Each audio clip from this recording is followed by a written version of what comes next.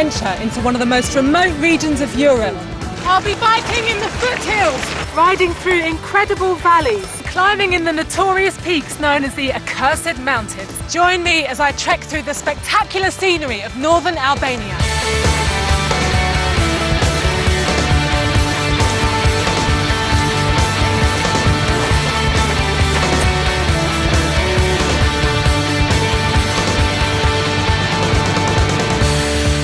Located on the Adriatic Sea, close to Italy and Greece, Albania is one of Europe's least known countries. I'm trekking in the far north to the spectacular Accursed Mountains.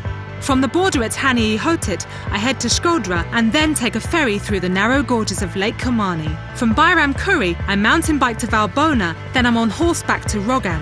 Hiking over the high pass to Thethi, I end my trip climbing the dramatic peak of Mount Arapit.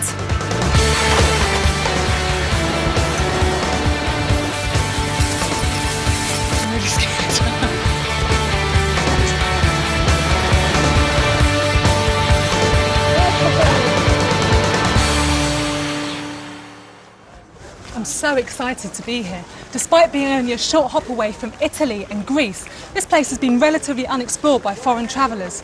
And there's a reason for that. Up until the early 90s, its borders were closed to foreign tourists and it's remained relatively untouched by globalisation. It's hard to think that just 3 hours from London is a country where ancient scores are still settled by blood feuds and there isn't a McDonald's in sight. Bring it on, I can't wait to explore around Albania. Arriving in Albania is straightforward. I don't even need a visa. I'll be following in the footsteps of another sole woman traveller, a real explorer named Edith Durham, who came here 100 years ago. Taxi? Yeah, te lutem të shkoj a Shkodra? Yes. Yeah, great. Abracadabra. The Albanian language is unlike any other, and so is the culture. Sa kohë direkt deri në Shkodra? Deri në Shkodër 30-35 minuta. By my reckoning, that's something like 33 minutes, but not really. I want to get to the mountains, and the best routes seem to start from the biggest city in northern Albania, Shkodra. I keep spotting leftovers from its communist days, giant statues commemorating glorious leaders. I've only got one night in Shkodra, because tomorrow I'm up early to catch a ferry up north. So I've come down to John's restaurant to check out the local traditions. Hi, are you John? No, it's not me. John is in the back, it's a bold one. Thank you, thanks. In 1908, Edith Durham left England and travelled throughout northern Albania. She spent a lot of time in the villages and wrote a book about their customs and culture. She's still a legend here, and John has had a commemorative stone made to celebrate her centenary. The stone will be laid in the mountains where I'm headed. Villages in the north aren't very accessible by road, which is why I'm going by boat.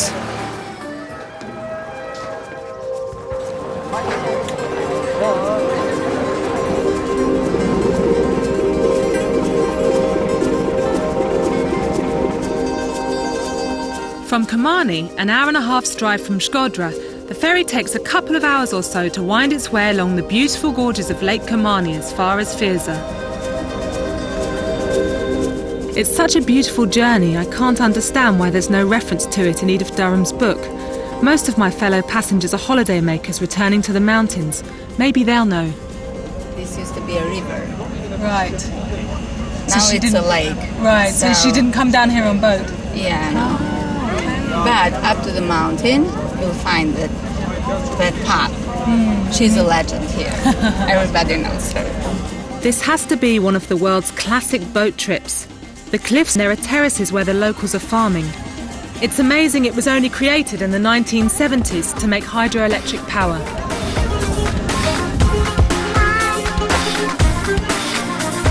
Here we are at Firza. I'm meeting a guy called Gent Marty who's taking me mountain biking. He said he'd be around here with the bikes.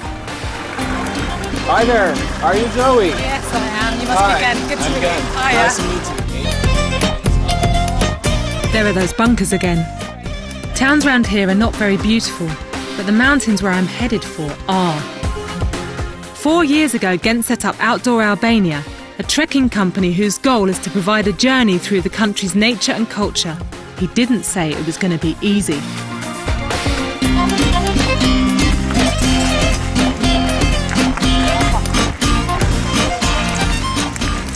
Well, still we have quite some road to make, so Okay. let's keep going. Okay.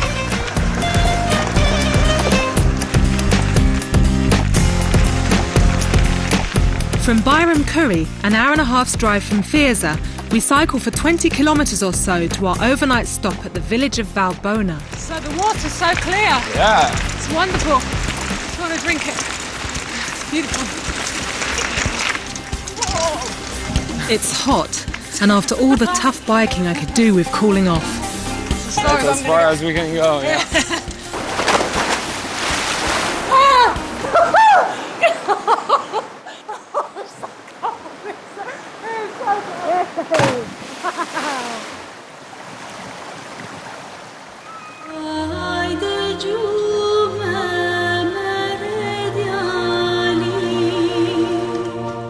We're here. This is our house.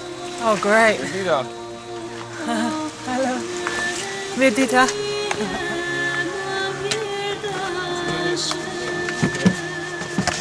Where's Zoe? Medita. Tonight we're staying at a guest house here in Valbona. I've heard of places being unspoilt, but this really is like stepping back 100 years in time.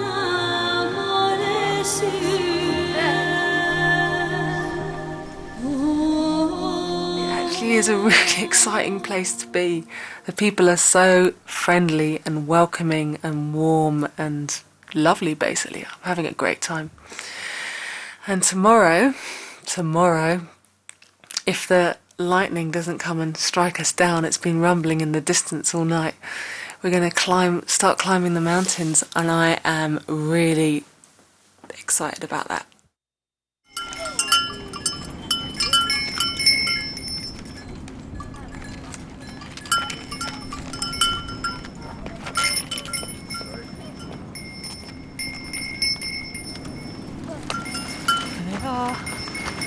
Yeah, it's a lovely day. Yeah, it's beautiful. From Valbona, we'll ride on horseback as far as Rogam before hiking over the high Valbona Pass, camping out overnight, and then descending to the remote village of Thethi. Pretty cool bridle there made out of a bike chain. I like that, that's cool. There's certainly nothing fancy about the horse tack. The saddles look really uncomfortable as well. They're made of wood and designed to carry a load as well as people. Great. Let's do this. The ponies we're riding on are called Dori and Balash. Gent tells me that beyond Rogam it's so rocky that the horses can't carry people, only luggage, so I'm making the most of the chance to ride. There's going to be plenty of walking soon enough. I only hope I won't be walking like John Wayne. It's so beautiful up there, the light, I can't get over it. And there's still some patches of snow. Yeah. Like, it's a glacier valley, basically. But now we don't have the glacier anymore. It's gone, disappeared. But just year-lasting snow. Gosh. In some parts. Wow. Hetch, limush, hetch.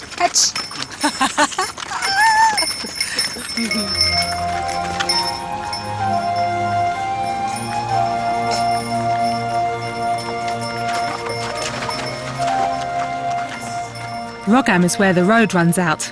It wasn't much of a road, but from now on it's just rocks. Here I say goodbye to Gent. This is our friend Mark. Hi, good to meet you. Good to meet you. See you, Mark. Yeah. He's gonna take over from now. The horses are, he has packed them. Okay, so we're walking with the horses. Yeah. We're not riding them. No, it's too steep now and then. I'm sorry. We can't ride them. No, I'm glad because my butt's hurting. Okay, so let's go. Rogam is one of the last untouched villages in Albania. Only a handful of families live here all year round, growing organic food in the traditional way. It seems to me that half the village is coming with us to look after the ponies and the camping gear.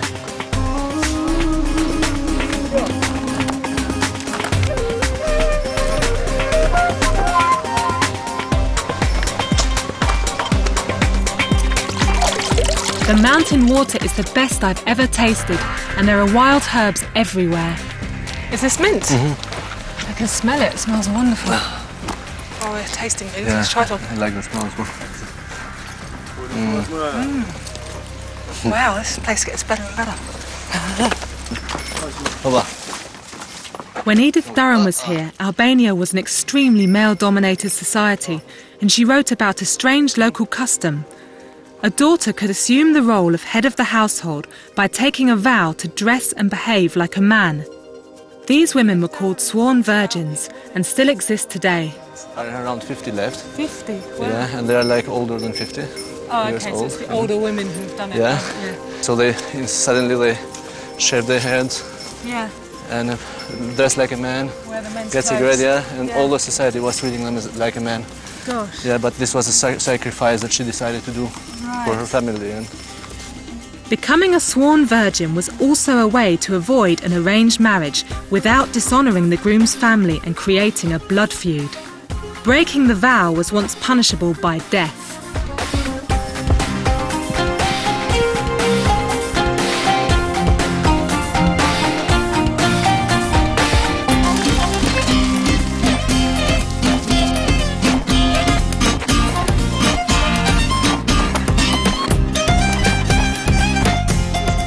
Below us is the village of Rogam, where we started our climb. Mark assures me that the campsite isn't far now. I hope you're telling me the truth.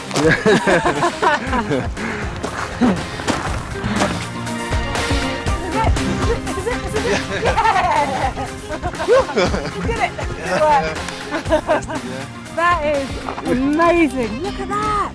Look at that. Albania. Albania, that is incredible. it's fantastic. Layers and layers and layers of mountains. Right. It's just gorgeous. And now we find a nice valley for Yes, camping. to camp, okay. And we'll hear the noise of birds. Hear the noise of bears. Yeah, okay. Oh, do it. it's fantastic.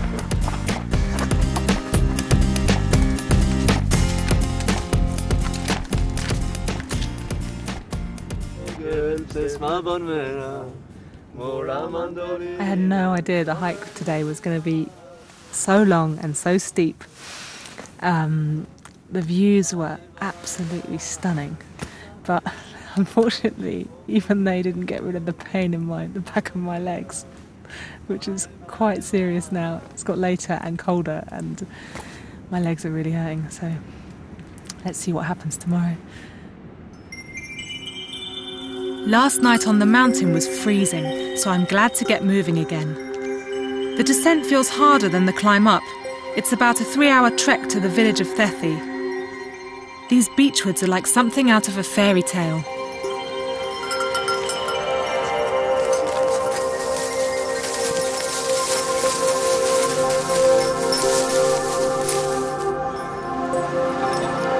By the time we get there, even the ponies have had enough.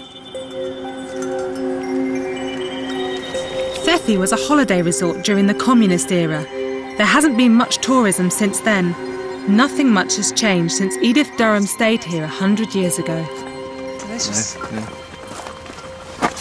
And just in case we don't forget what we've got to do, there's the mountain right there to remind us of the hard work that lies ahead. The guest house is my idea of paradise, and just as Edith Durham found, we are welcomed like family.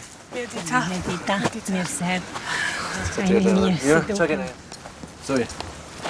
As I was telling you in the mountains, Yeah. a lot of wolves that attack the horses. Ouch. And the other one as well. Same thing. It has the same thing here. Look what it's... The ponies set off on their return to Valbona, but not without leaving us a reminder. The horse was farting. Yeah. He's been farting for the last 2 days. Yeah. Especially up hills. Was bad. They're really self-sufficient here. They've got bees, cows, sheep and chickens, and they even make their own homemade liquor, which is called raki. They showed me how to make it. Plums, pears or grapes are put in the still, and after a month, the fermented liquid is boiled off, leaving the condensed alcohol. Oh, it's very strong. How many plums? Oh!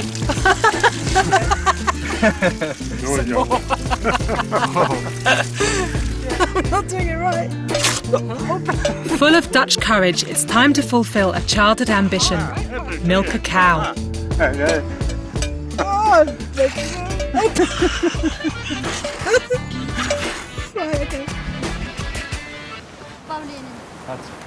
In winter, this whole area is deep with snow and cut off from the outside world. Nearly all the houses have wood-tiled roofs. The oldest have slits in the walls so the families could defend themselves. This building, looking like a fortress, is called a kula. In the past, they were in villages all over Albania and were used when a family was involved in a blood feud. Animals were kept on the ground floor with the living room upstairs. Narrow windows made them easier to defend, not just from outside invaders, but from local families with whom the residents were feuding. If a man committed murder, abducted someone's wife, or married a woman who was already promised, the wronged party or his family was entitled to kill the wrongdoer or a member of his family. This was the world that Edith Durham encountered in 1908.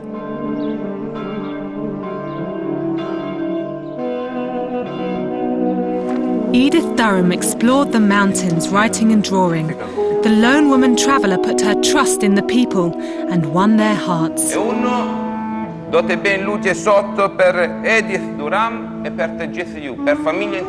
She's still remembered with great affection, and today the village is celebrating 100 years since her visit. Church over, we climbed to a hill overlooking the village for the unveiling of the Edith Durham ceremonial stone. Most of the villagers are here too, and John has come from the restaurant in Shkodra. He looks very proud.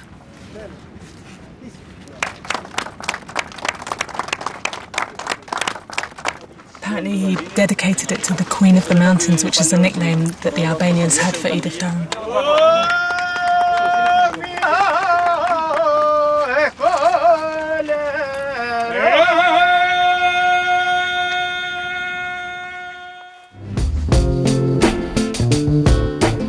It's time for the big one.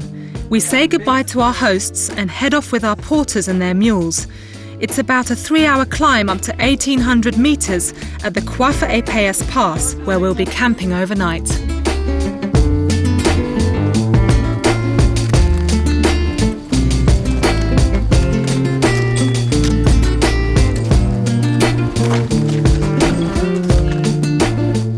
It's hot and the going is really hard. Where's that glacier stream when you need it, eh?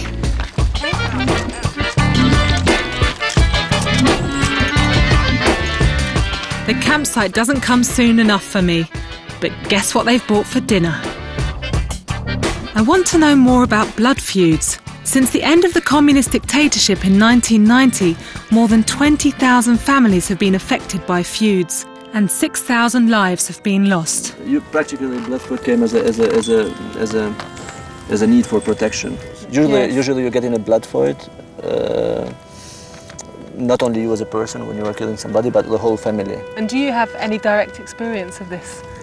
Do you know anyone who's been involved in it? Or people today, they are like the rules are very strict.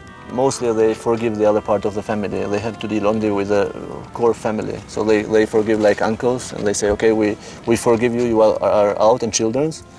But then maybe they focus only in the core families. decided to get an early night because that roast animal on a spit really wasn't doing anything for me. And I have to say I'm pretty worried about tomorrow because the horses are going to stop here because apparently the next lot's too steep for them. From Kwafa Epeyas Pass above Thethi, the final leg of my trip takes me all the way to the top of Mount Arapit at over 2,200 metres high. The porters from the village have decided to come along. It's not a good idea to climb in this border region without a guide. There's still a risk from landmines left over from the recent Balkan conflicts.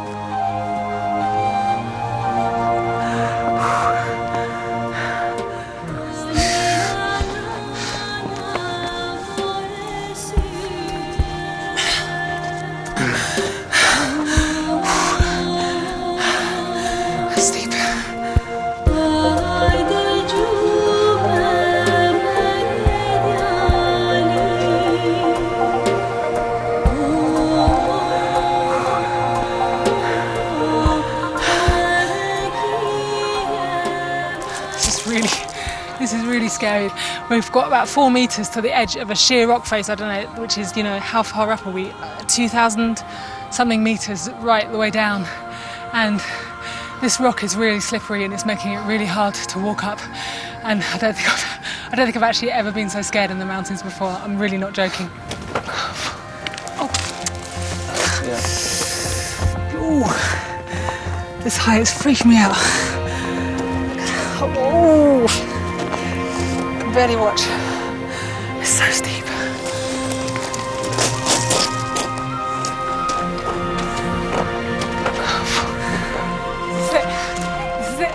This is it. Good work. Again, number 2. But this is definitely the biggest. Wow. Look at that view. Oh my gosh. Oh my gosh. From here we can see the Montenegrin border, and Kosovo is close by too. This spectacular area is where a peace park is planned, a wild and dramatic mountain landscape between 3 countries where local people and visitors like me could travel and explore in complete freedom. It's been a spectacular journey through Albania. This place is wild, rugged and extremely beautiful, and the accursed mountains are about as remote as it gets in Europe. It's been such an amazing adventure.